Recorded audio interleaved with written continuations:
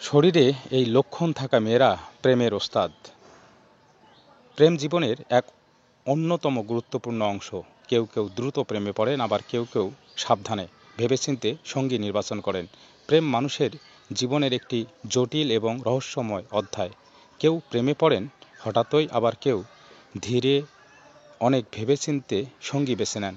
কোনোটি ভুল নয়।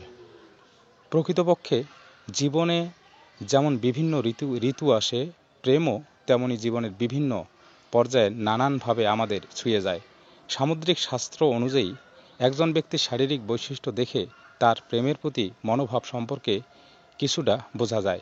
চলুন জেনে নেই সেই বৈশিষ্ট্যগুলো সম্পর্কে, যা একজন মানুষকে প্রেমের খেলায়।